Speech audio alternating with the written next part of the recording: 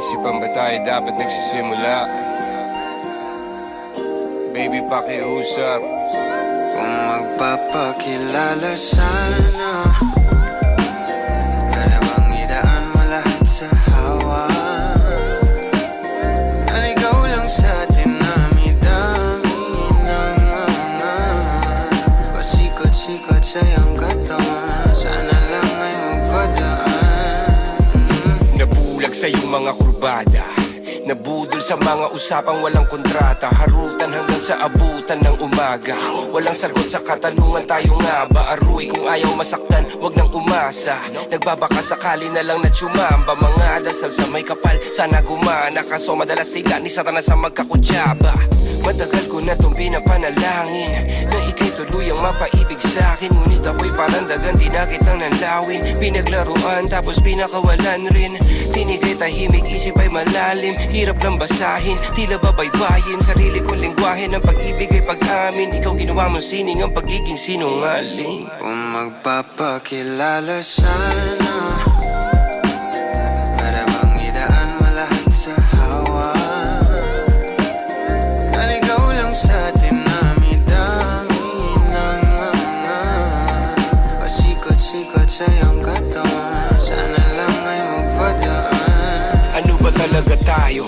Para lang klaro, kailangan ko malaman kung mahal mo pa ba ako. Naglalaro ka lang ba o nananarantado? Kasi nakita ko kahapon may kasama kang bago. Ayoko nang umasa sa mga usapang malabo. Parang gamo-gamong nadarang at napaso. Nadala at mas lalo lang nawala at naglaho ang mga balak at plano. Nagmukha pa akong gago kaya walang mga pangako. Puro para-paraan, laging telebabad kahit walang tawagan. Araw-araw normalan kasi para pa saan ang mga sumpaan kung wala namang karapatan. Ibig ko maliwanagan, huwag mo sanang diliman. Kapaan parang magkasintahan sa sinihan. Matinding palaisipan, sa dami ng pasikot-sikot nagkakasalisihan. Kung magpapakilala sana, para bang idaan mo lahat sa hawa.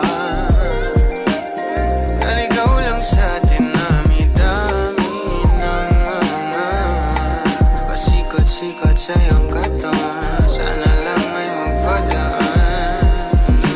Oras at konting espasyo lang ang kailangan nating dalawa sa ngayon. Ngunit parang di naman to hadlang. Palapit na tayo sa kalagwagan. May dalawang magkasintahan sa taas ng bundok. Nagkasundong tapusin ang buhay nilang malungkot. Hindi na masaya sa kama, hanap na ituldok. Usapan ay sabay silang tatalon sa tuktok. Sabi niya, magtiwala ka lang sa'kin, mahal ko. Talon tayo ng sabay, pagbilang ko ng 3. Kaso lang, ang problema, pagkatapos niyang bumilang, siya lang ang tumalon. Si babae nagpaiwan, habang nakatingin sa kanya nakangiti lang. Ngunit biglang nagulat ang babae nang nakitang nakangiti din si lalaki habang pababa siya. Sabay biglang bukanan ng buhalang para kaida. Ngayon sino mas taksil sa dalawa? Sino ang mas tuso? Sino ang mas tanga talaga? Yung lalaki ba na may dalang backup plano? Yung babae na wala siyang balak back up?